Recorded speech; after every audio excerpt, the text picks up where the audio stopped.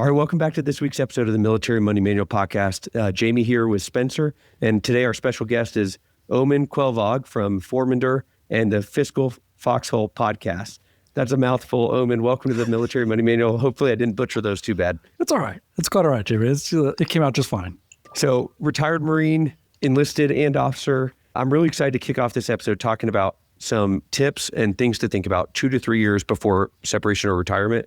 And this is meaningful, especially to me as I come up on 17 years of service. So let's get right into it with some things that the audience is going to love. What are we doing 2 to 3 years out?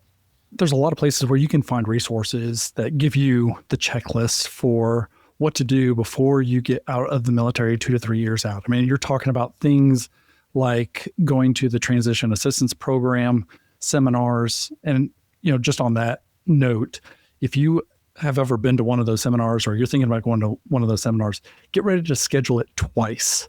Because if you go through it only one time, you are going to miss so much information, particularly with Veterans Affairs. I forget how big the pamphlet was that they gave us, but I mean, it was a small book. And by the time they got through explaining everything that was in that pamphlet, I had forgotten most of it by the time I walked out the door. So you are under a lot of pressure that very first time you go through because you've been told, I have to go through this class in order to go through the rest of my transition out. So when you go through it the first time, you get that check in the box. But when you go through it the second time, that pressure doesn't exist. You're there to get just the information you need, and you can focus in on the areas that you want to focus in on. So that's one area of 2 to 3 years out. If you weren't already on top of your medical paperwork, that's a great time to start making sure everything that was ever wrong with you is documented and in your health record before you get ready to do your final physical and go see the VSO for beginning your rating for disability. So that's another big one. When we walk away from the checklist of normal things that people do when they get ready for retirement, the things that I actually like to think about, what is Career 2.0 going to look like? I think people default quite regularly into thinking that they have to go into some similar career field that they are already in because that's just what they know. That's just what they do. They have to put money on the table. And that's not necessarily accurate. And if you think about this 2 to 3 years prior to retirement about what are the things that drive you? What are you passionate about? And maybe you don't actually have a passion, but I'd argue that a lot of us have blind spots to what we're actually passionate about. And I can give you an example if you want to go into that. In 2019, we were stationed in England. And my wife and I had many, many conversations about what I was going to do. And I'm an air defenseman by trade. That's what I do. I sit behind a radar scope and I'm picking out who's the good guys, who's the bad guys, and directing traffic. I like it. It was fun. It's very niche. And so the only thing that I have getting out, I mean, it's not like I'm going to go into the FAA or anything like that. And you say, could I shoot down some aircraft for you today? That's not going to happen. Right. So I'd have to get into some kind of government contracting job in order to take advantage of that specialty. And while I liked the job, I don't know, it just didn't drive me.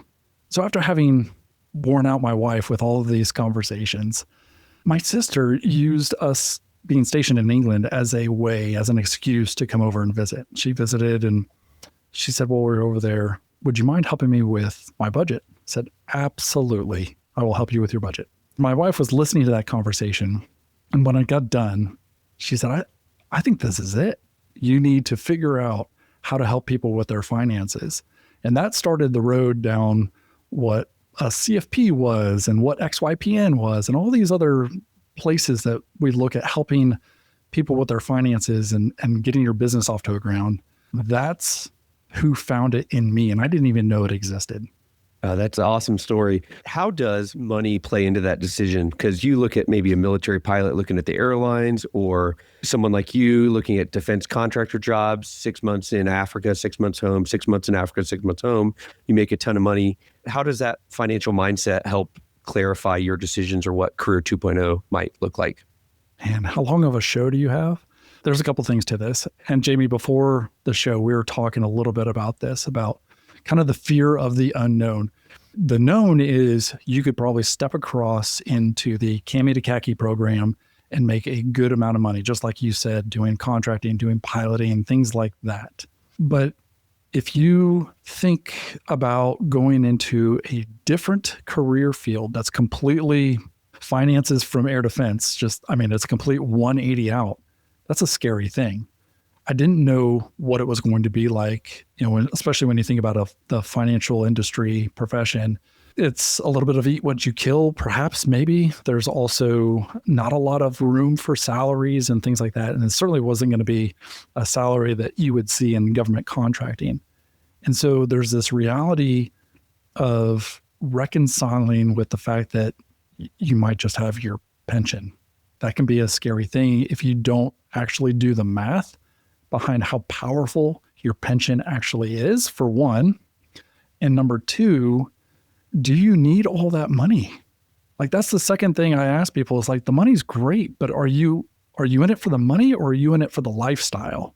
If you are willing to accept a simpler lifestyle and live maybe and we live in Northern Virginia, it is not cheap here, but we live a very simple lifestyle, then suddenly a pension and maybe some disability along the way, it's really, really powerful. And the lull to get pulled into a contracting job isn't so strong.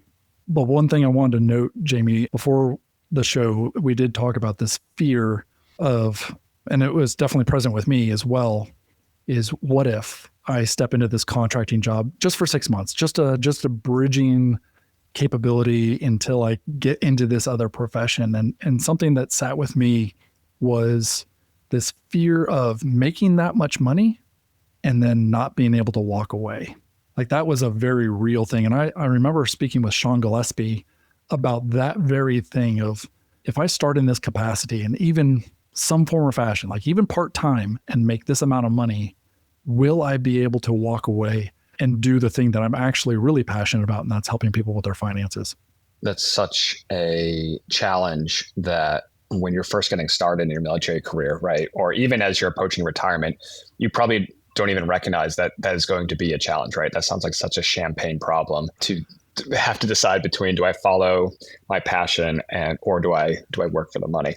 And one thing you said there, Omen, was when I talk to people, and I find that the word passion doesn't always connect very well with military service members and veterans, because a lot of times we don't follow our passion. Other than joining the service, perhaps, we haven't really ever been given the opportunity to follow our passion. We're just handed a job and we do the best we can at that job. And so the other word I like to use is curiosity. What are you curious about? What attracts you? And when you start talking to people who are approaching retirement or about to retire or have just retired, I find if you use that word, curiosity, like, what are you curious about? Like, what career field or what industry or what type of work attracts you? And do you want to learn more about? And when I start asking those questions, that's when I can usually find something that someone's like, well, I've always had this kind of, interest in XYZ.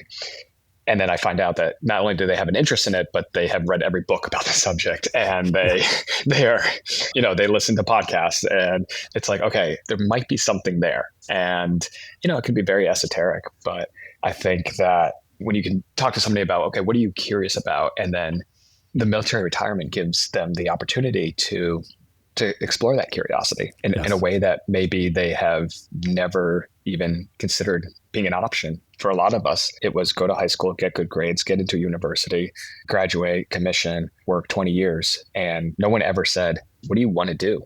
What are you curious about? And now that you have this inflation protected source of income, the other thing that was triggered by what you just said there was, I find that a lot of military retirees are trading time they don't have for money they don't need. And we can phrase it like that, where it's like, look, yes, you can go work this job and make $200,000, $300,000 a year. But if you already have the pension, you already have VA disability, then, what are you actually saving for? What are you actually earning the money for? And if you've already got the boat and the house and the kids' college paid for, what's left? For some people, there is something that's left, right? They want the second house, or they want the airplane, but for a lot of people, it's like, no, you know what? I'm content. I'm happy. And so now I can follow and that gives them permission to go follow their curiosity. I had this thought while you were speaking about, there's a gentleman I listen to, Benjamin Brandt. He also has these conversations with people, and he's not military. He has this conversation with people about how to find that curiosity. And he takes people back to the time when they were teenagers, when they had all the dreams in the world and no money to actually do anything about it. Mm-hmm. And so they go into high school and they go do their college career and they go in the military and they go do their thing. And this is the thing. But he takes them back to high school. And I started thinking about that with myself. I had no aspirations to be a financial planner when I was in high school. What I actually wanted to be was a heavy equipment operator. And if you offered me a job as a heavy equipment operator today, I probably would take it still. I mean, there's a story I'll never forget. In 2000, I was in Kuwait. Staff Sergeant Branagh was our chief engineer on this deployment. He had to dig out these huge berms in order to put our control vans down into the ground. We got done with the deployment. We pulled our control vans out. And so we had these huge holes that needed to fill in. And he said, who wants to learn how to drive the big backhoe? And I was like, first hand up, like, let's go. So I spent the next, the whole afternoon just filling in this hole with a machine using very little effort. And it was amazing. And I spent my whole military career kind of chasing these little opportunities I drove the big 7-ton trucks, every opportunity. I learned how to drive a forklift. Like, these are the things that really drove me. And had I actually thought about that, if I would have had a conversation with Benjamin Brandt before my wife told me, I think you should be a financial planner, I'm sure my back would hurt, but I would love life being a heavy equipment operator for the rest of my life.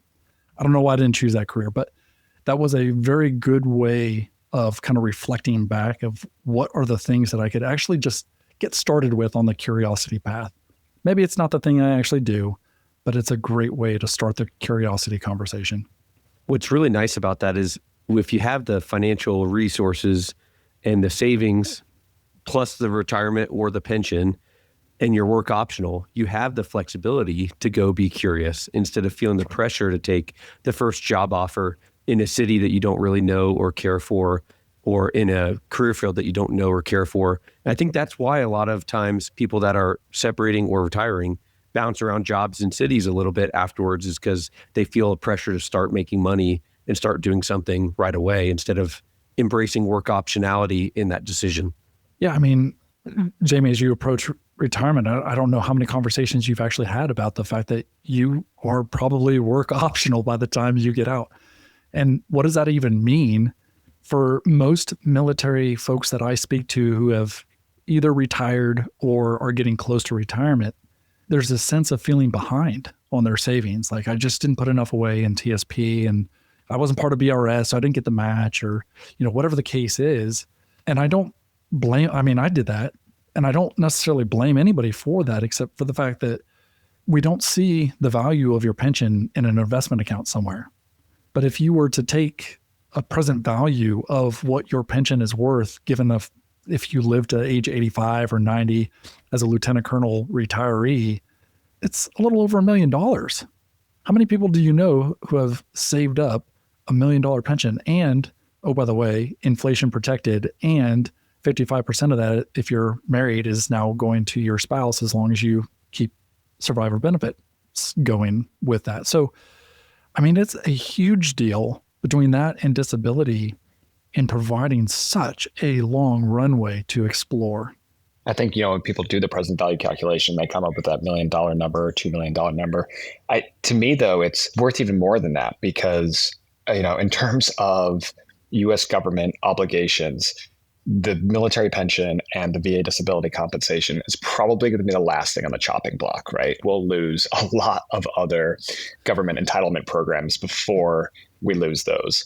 And so as long as the United States government continues to exist in some function for the next 20, 30, 40, 50, 100 years, literally you can take that check to the bank, right? And that is something that even if they had $1 million or $2 million portfolio, let's say invested in like a 50-50 stock bond index fund, they wouldn't, most retirees have a problem where they they can't spend down their savings, right? They've had this great saving habit over their working career, but when they actually get to retirement, what you find is that no one actually follows the 4% rule.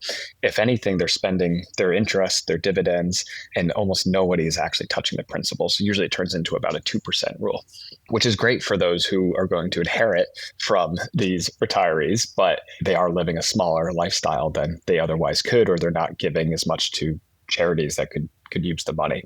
When we do these present value calculations, yes, you can receive, get the number and be like, wow, like I have, $1 million in my TSP, in my Roth IRAs, my home equity, and I also have this $1.5 million value of income for the next, the rest of my life.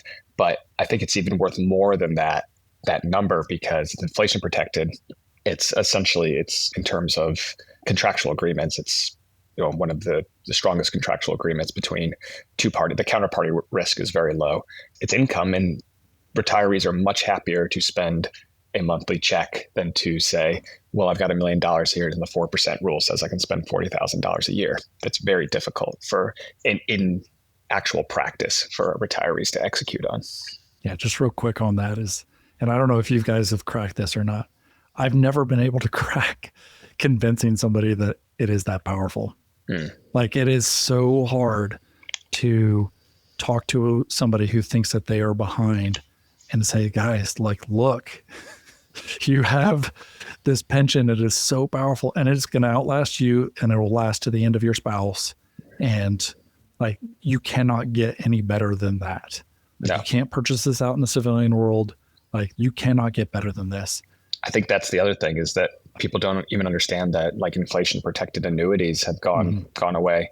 And so like, you literally cannot buy this. And, even, I talk to high net worth individuals that are obsessed with income, and it's like, there's this, and then you talk to this, enlisted retiree who just joined right out of high school, and they're 38, 39, 40 years old, and they have this guaranteed income source. And you tell the high net worth person, like, hey, how much would you pay for, a product that would pay you $25,000 a year, $30,000 a year for the rest of your life, inflation adjusted?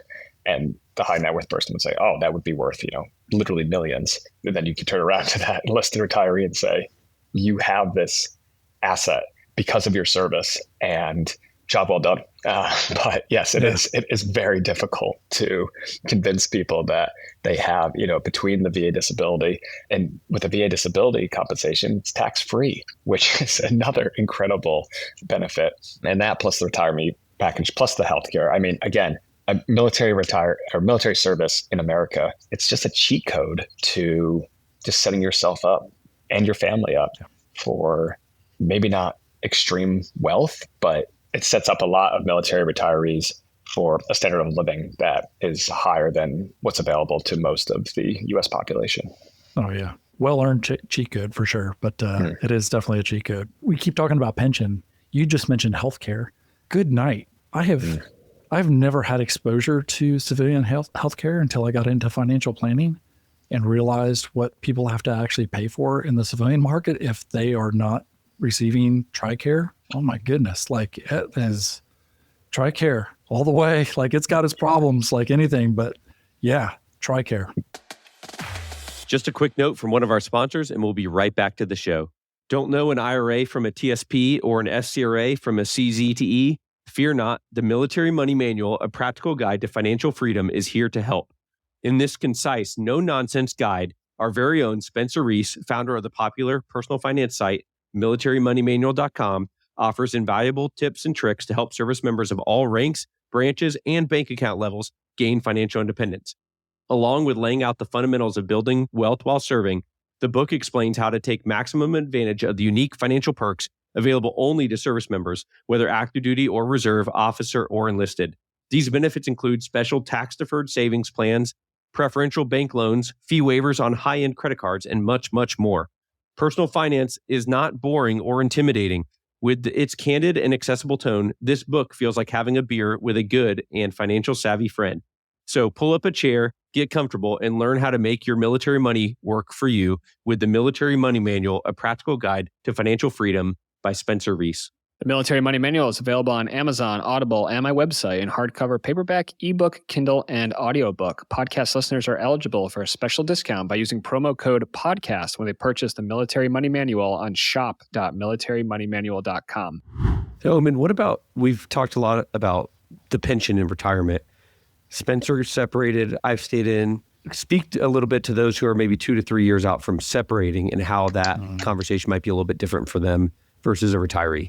Yeah, that's a tricky one. We had Eric Baskin actually on our podcast to talk about this very topic because he got out right before he got the pension. And, when he talks about his quality of life, he's loving his life. But there's certainly aspects of getting out of the service before a pension that suddenly you don't have all of the cheat code. You'll have some of the cheat code, but not all of the cheat code. I think his first reminder, and the reminder that I would mention to anybody getting out of the service before a pension, is that the VA disability is not just for retirees. Like you were probably hurt in boot camp or officer candidate school in some form or fashion, or something you did along the way in your training. Like even if you get a 0% disability rating is actually still a rating. So make sure that you're going out to the VA to get what you've earned, even if it was 4 years of service. But there's definitely a lot more planning involved with getting out of the service without a pension, because now all of a sudden the runway that retirees are planning for that would make them work optional that's just not a thing.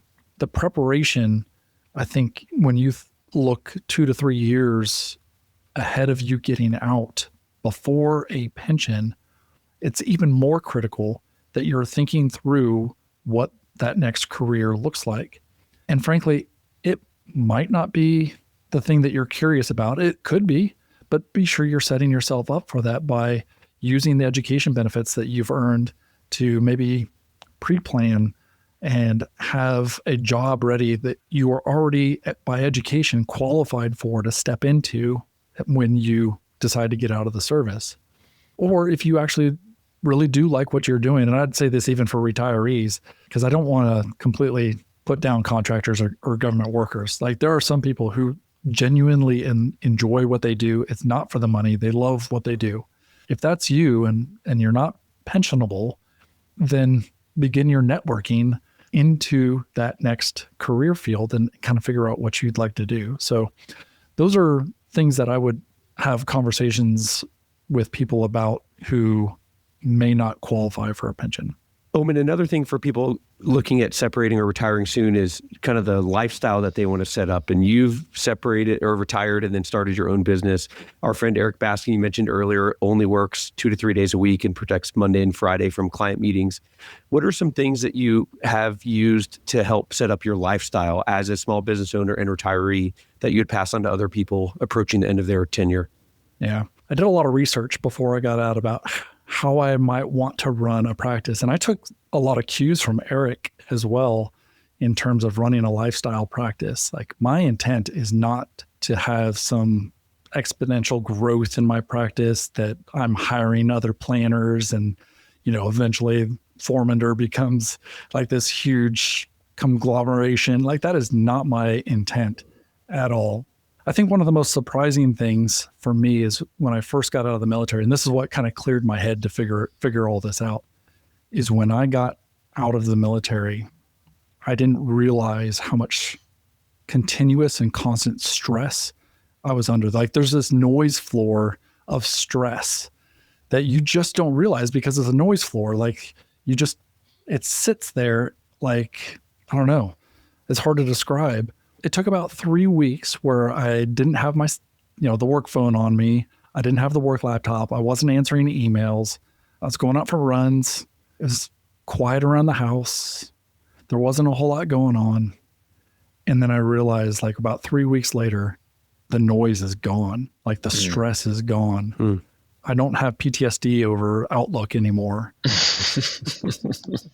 So suddenly I turned from what am I wanting to do? How am I wanting to build this practice to, and even that fear of having a part-time job as a contractor and making too much money, Like if you would have waved being a contractor in front of me at that point when all that stress was gone, I almost threw up in my mouth. Like it is, I absolutely do not want to go back into that kind of stressful environment because I remember what that was like.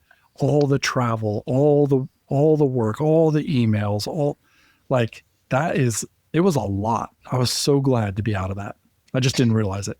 Yeah, I think that's, what do they call it? Like, when you're a fish, right? And you're swimming and someone comes up to you and says, how's the water today? And the fish is like, what's water? You don't know, right? It's because you're in it.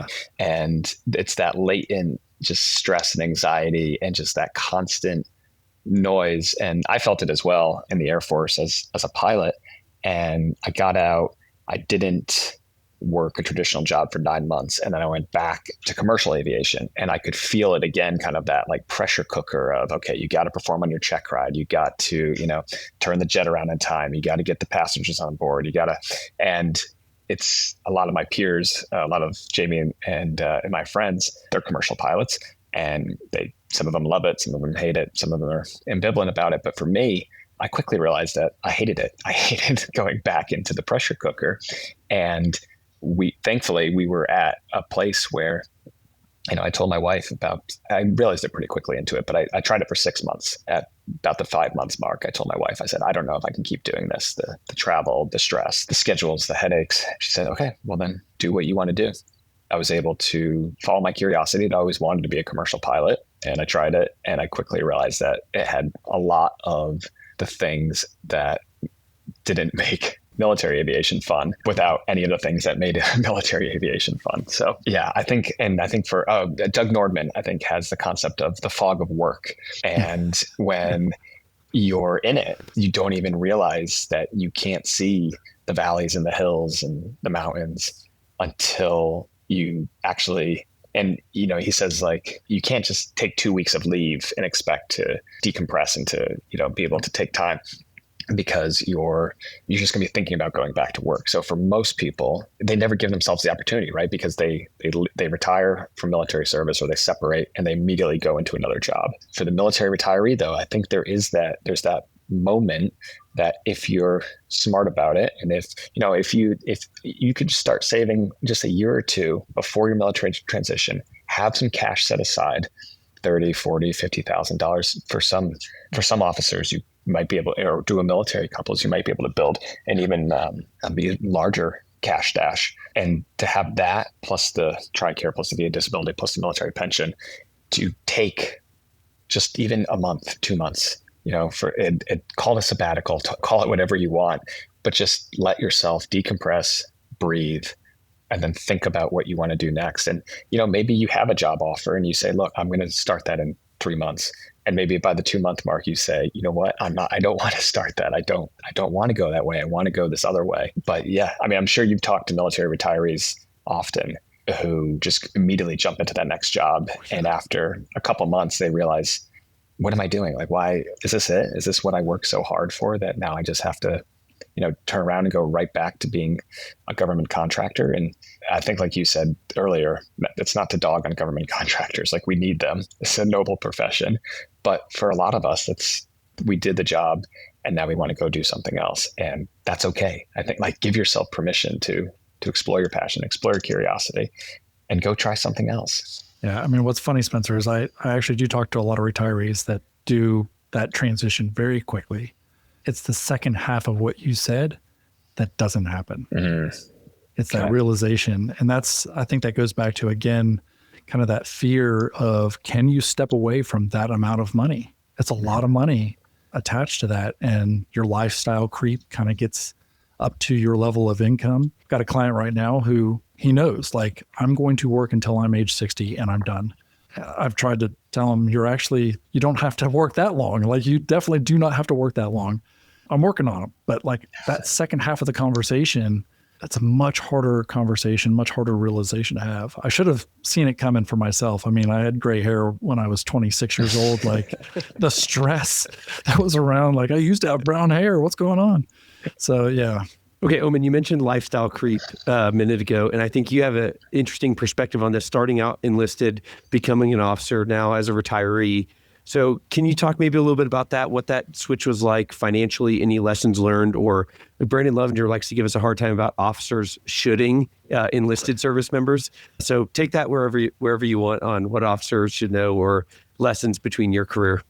That is funny because we've had Brandon on our show twice now, and he never mentioned that about officers. We did have a little bit of officer to enlisted fun on our show. But when I switched over from enlisted to officer, I tried my best not to make it about the finances. There was clearly a financial implication, consequence, if you will, to changing over to the officer side of things. Mostly I took it as a challenge, right? Like it's just kind of the next best challenge. If I can do boot camp, why can't I do officer candidate school as well?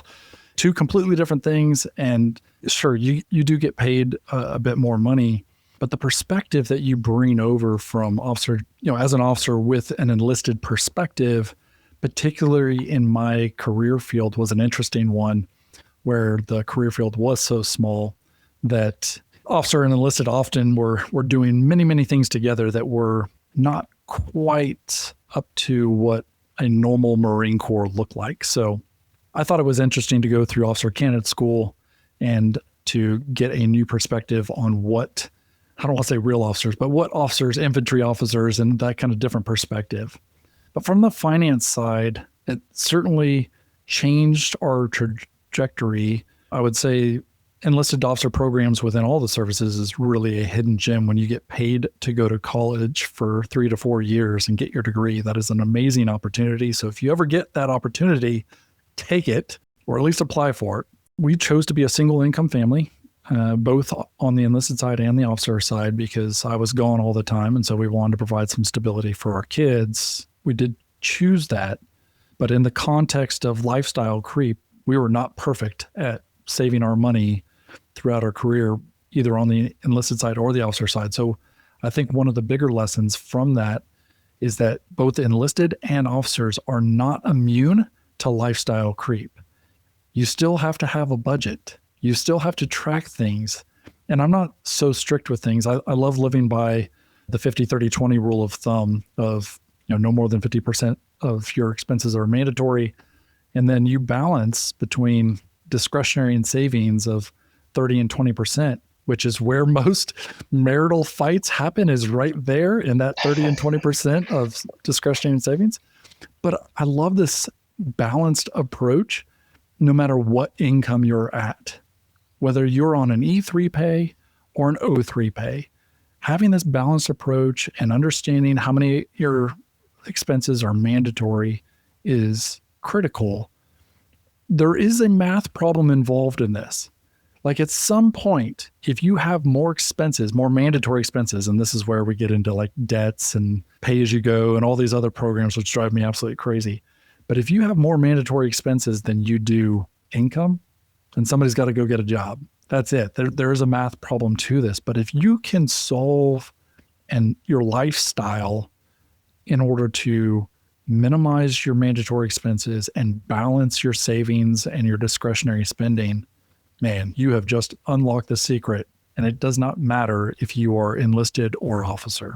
Yeah, having that balance, I think, is, I was just talking to a Army lieutenant last week, I think it was. And in the first year after he commissioned, he was at school and he was putting 49% of his pay into his TSP. And then when he graduated school, he was like, oh my gosh, I have no money. And so he cut it back to 5%. And so we had the conversation about like, okay, hey, that first year, like, good on you. You're basically treated like a deployment. You had very low expenses. So you just chucked all your money into your TSP, job well done. But now you've cut it back to 5%, which is good. You're getting your BRS 5% match. But maybe we can live somewhere in between there of not, contributing so much that you can't buy groceries and food for yourself. But on the other hand, just putting in, basically the bare minimum, the 5% to receive your 5% match. And, that's, I think actually for optimizers and for people who are more in tune with finances and with their money, that's to tell them to kind of live in that gray area and to let them know that it's not a binary choice. It's not 1 or 0. it's not on or off. It's probably exists somewhere between fully maximizing or not contributing at all. And I think some people get stuck on, well, if I can't max the TSP, then I'm not going to contribute to it. Or if I can't maximize my Roth IRA contribution, what's the point? I think for a lot of those, younger military service members, I think the point is because you're building the habits, you're building the routine, you're building the systems now. And I told the lieutenant this, look, your first year being a second lieutenant in the Army or an ensign in the Navy, you're told to take home pay might be $40,000, $50,000. But very quickly, within 4 years, by the time you make 03, your salary is going to double or more. And you're going to be making six figures, depending on where you're stationed, your BAH and stuff. And so when you build those habits now and you build those systems now, and if you set that contribution, so it's maybe 10%, and then when your 2-year time in service hits, you're going to get that 5% match and start. One of my favorite kind of hacks for TSP contributions is every time you get a promotion, every time you get a time in service pay increase, and every January 1st, just increase at 1%. Yeah. And you won't notice it because your take home pay is actually going to increase, but you're also diverting a little bit more of the stream of income over to the TSP. And if you keep doing this, starting as, an E3 or E4 or as an O1, by the time you've been in 5 or 10 years, you're going to be very close to actually making the maximum contribution to your thrift savings plan. And it kind of just happened, right? Without, because you created the system, you made the decision early in your career, and then you just have to you just execute on it 1 or 2 times a year. Kind of slowly, you've built this, this monolith of automatic savings. And if you've done it right, hopefully it never stung, right? Hopefully it was never, you weren't that lieutenant who was putting 49% of his paycheck into the TSP, which I do commend, but there's a grayer space to live in between the dark and the light, where, we make a reasonable contribution to our TSP, but we also have enough money set aside that we can enjoy life and everything that's in it.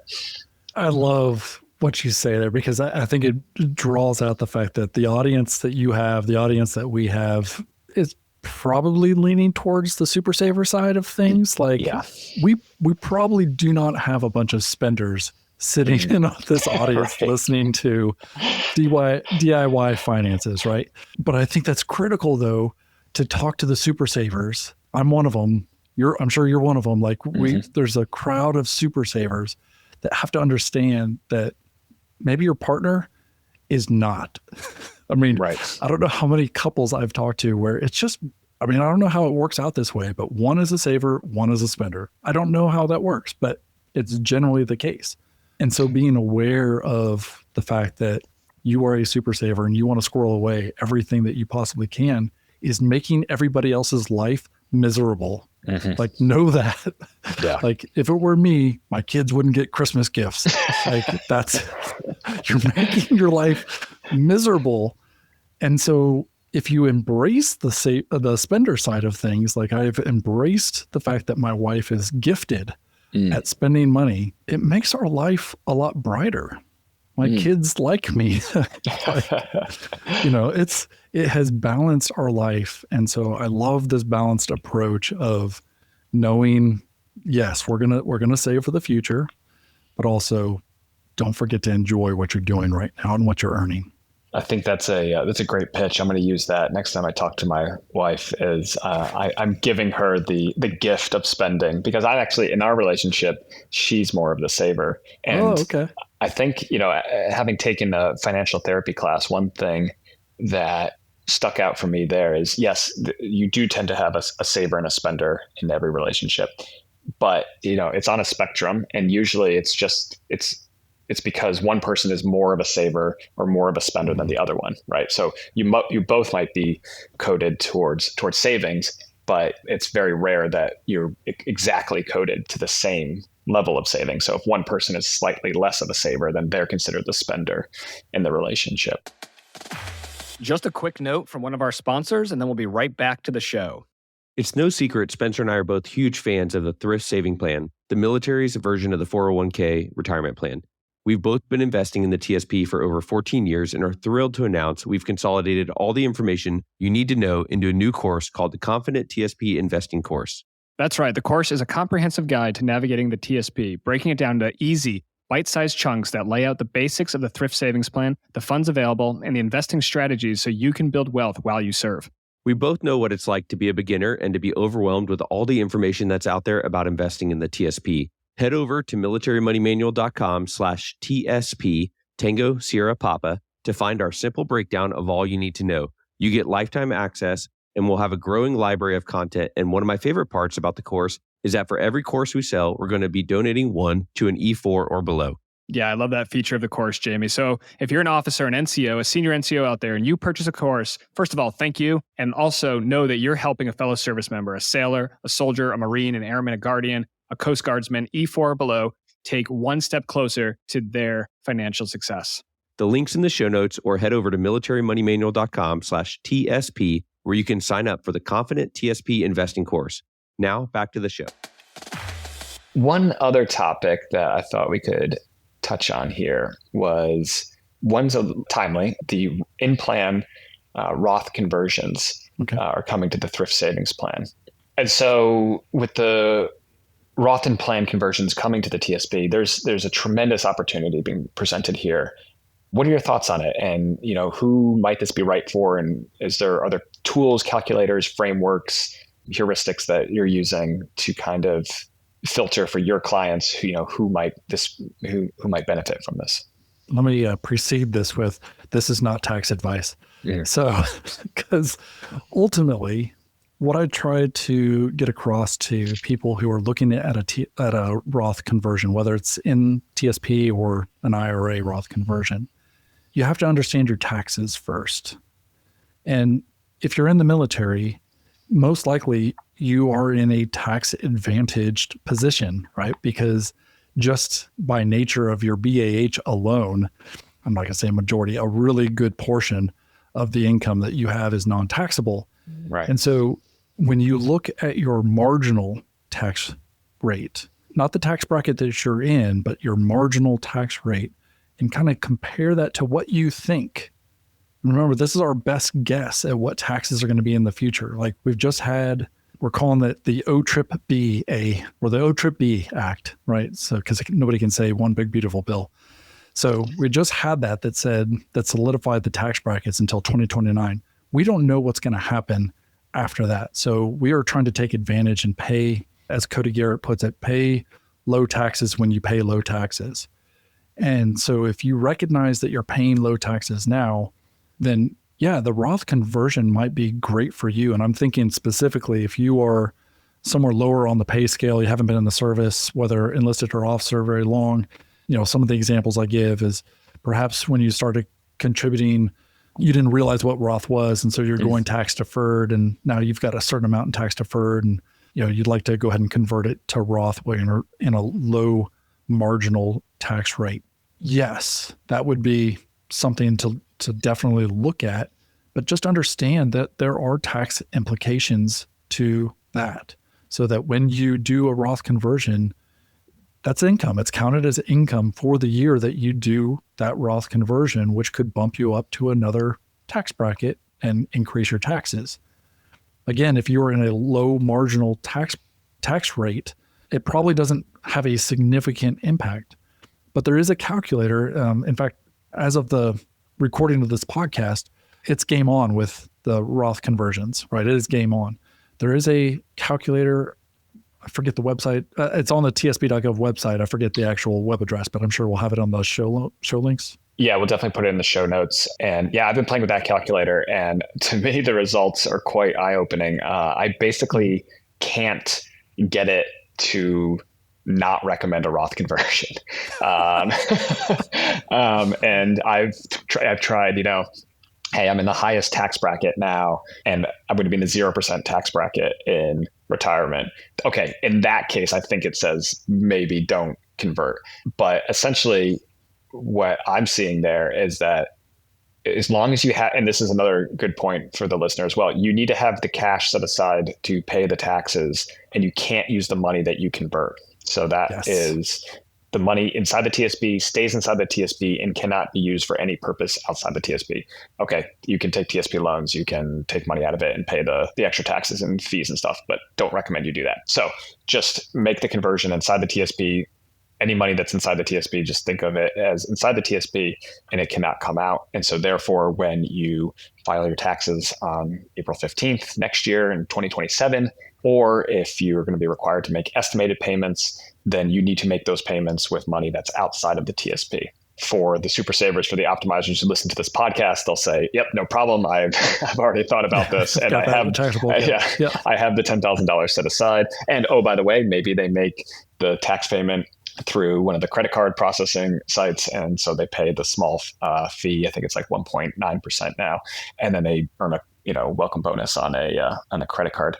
So there are opportunities here that you could really, if you did have money set aside on the traditional side and you were in a lower marginal tax bracket and you are planning to be potentially in a higher marginal tax bracket. But the interesting thing is that when you run this calculator, you don't necessarily even need to be in a higher marginal tax bracket. You don't even need to be in the same marginal tax bracket.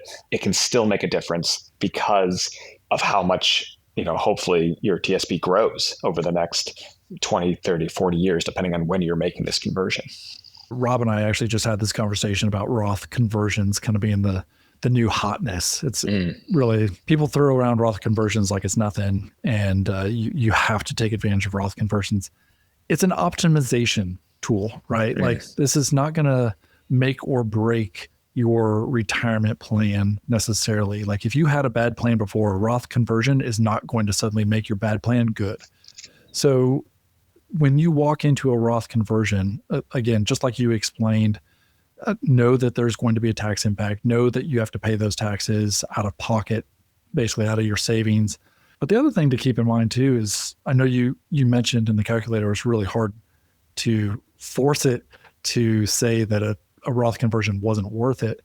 But I would maybe mention that if you are retired and now all of a sudden you're in a high income second job with income that is now stacked on top of your pensionable income, like that's going to put you potentially in a 32, maybe 35. I mean, conceivably, I've seen a couple people in 37% tax bracket. Especially like a dual income couple. Yeah, I mean, that's probably a poor time to do a Roth conversion, honestly. Yeah. But to each their own. So again, I think if you just walk into it with your eyes wide open about what a Roth conversion actually means, in most cases in the military, it's probably a pretty decent idea to look at. But I think there's a few cases where maybe not so much. Yeah.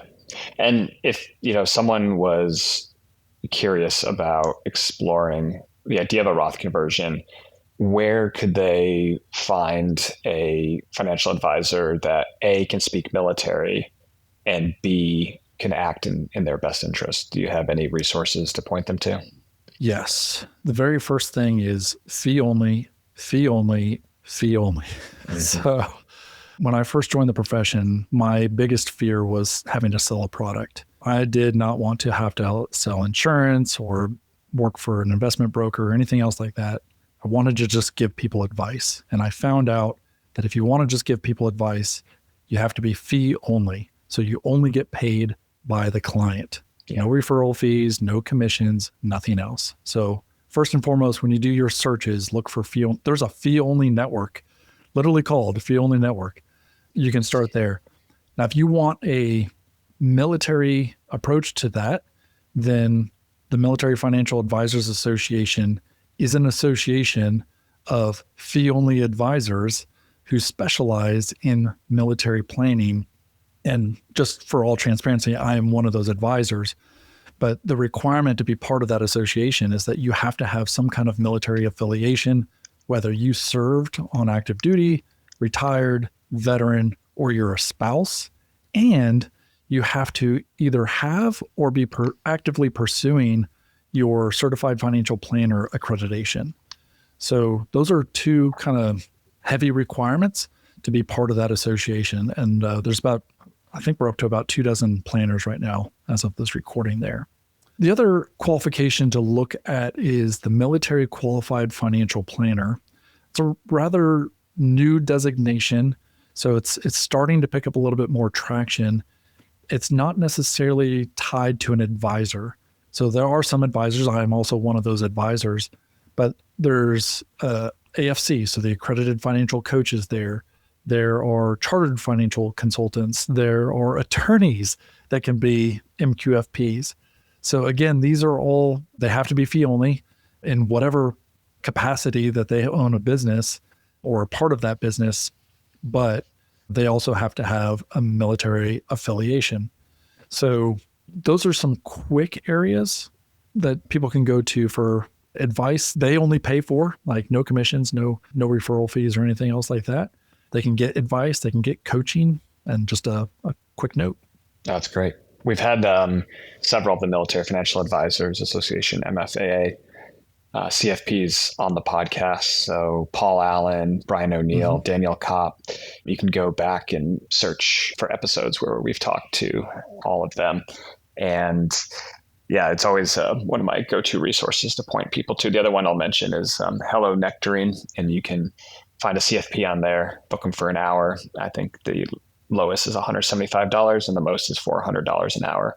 And I know a lot of people might be hesitant because depending on where you're at in your financial journey, that might be a substantial sum of money. But I cannot emphasize like how much clarity just usually those conversations in the first 15 minutes, you can get more direction and more clear guidance than you'll get from spending 20 hours browsing Reddit forums and bogleheads.org and all the, there are amazing free resources out there. The Reddit military finance community is one of them. And in general, you'll get fantastic advice from those free resources, but they won't be individualized to you and they won't be unique to you. And to be able to have someone who has, what is it, State Farm that says we know a thing or two because we've seen a thing or two. When you talk to a CFP who's hopefully dealt with hundreds or perhaps thousands of clients, they can take all that experience and all that knowledge and apply it to your specific situation. And I strongly encourage, if you have you're just getting started and you're just like, I want to get it. You can have for $200, $250, let's say, you could have a conversation with a CFP. They can show you exactly what funds to invest in on Vanguard, Fidelity, Schwab, and you can get your Roth IRA started. And once you get the ball rolling and you have that initial hour conversation, that's probably all you need for the next year or two. Maybe you have a life event, maybe you get married, maybe you get a promotion, you have some more money coming in, maybe you receive an inheritance. But to just kind of get that initial direction and kind of vector and velocity, right? That is so key. And that could be the most important $200 you ever spend. I just talked to a Marine the other day, and he had some money with a financial services company that targets military service members, which I will remain nameless on this podcast, the company that shall not be named. And they were offering to move him into a managed fund that was charging a 1.3% management fee. And that was on top of the fund fees inside of it. And so I just pulled up an expense ratio calculator. I said, I just want to show you here, this conversation that you just paid $150 for might save you $1 million over the rest of your life. And I just showed him, the difference between a low expense. Even if you just went with Vanguard Personal Advisor Service, you still can have your hand held for 30 basis points. And the point of all that is just, it might sound like a lot of money when you're first beginning your journey, but it can be so impactful on the direction of your journey and can save you thousands, if not hundreds of thousands, if not, if you're a super saver, it could literally be $1 million conversation. And I think that, for a lot of people, there's some fear, and also just, they don't even know what questions to ask, right? Like they don't know what they don't know. And I think what's really nice about the Military Financial Advisors Association is they all have military experience. They've all been there. They've all done that. They know what a PCS is. They know what a BAH is. They know that the tax advantages that you have as a military service member. So when you have that initial conversation, you could even just go and say, I don't know what to do. I don't know what a TSP is. I don't know what a Roth IRA is. I don't know what to do with my money. So many lieutenants I talk to who have 50, 60, I've even seen $100,000 sitting in a checking account. And I think, wow, like you are so good at savings. And now we just need to redirect that a little bit, and you're going to be you're going to do so well. You're going to be so successful financially. And just having that conversation with the right person can make a huge impact on a military family's life. I appreciate everything that you said there, Spencer, is that I've tried to articulate that to people in a way that doesn't come across as salesy, right? That's right. Exactly what we're trying not to do. That even, I think most every single advisor in Military Financial Advisors Association has a free hour consult. And I cannot think of a single conversation where you might be speaking with a CFP who has military experience in that 1 hour consultation where you have not walked away with something valuable in your life for free. And you might not hire that advisor. Like it might not be a good fit for you. Yeah. Might be too pricey, whatever the case is. But in that 60 minutes that you were speaking with an advisor, they probably looked at your investment account or maybe your tax return or something like that and gave you some direction. And it is hard to quantify the value of relief when you don't have to second guess anymore. Right. Like you can go, like you said, you can go look at all of the various blogs and all the math tools and all these things, but you're always guessing, am I doing the right thing? Is my life headed in the direction I think it's headed in a mathematical sense? And that is what an advisor, really, it's what a third party, unemotionally attached person can do for you. It doesn't have to be an advisor necessarily, just somebody who is not emotionally attached to your finances. That's a great way to put it. I think that's a great place to end the conversation, although I think we could keep going for another hour or two. So we're going to have you back on the show. Omen, thank you again so much for joining us. Where can people find what you're working on? And I know you've got a podcast as well, so feel free to let them know where they can find that. Yeah, absolutely. I appreciate that. So Rob Moore, a recently retired Army veteran. We have the Fiscal Foxhole podcast. You can find that anywhere you can find this lovely podcast as well. We also, for me, you can find me on LinkedIn, Facebook, Instagram, and then I've got my website, formander.com. So the number 4, myndr.com. Great. What's the history of Formander? It is Norwegian. I wanted my business name to have Guardian in it, but you can only imagine, that was the call sign of my very first unit.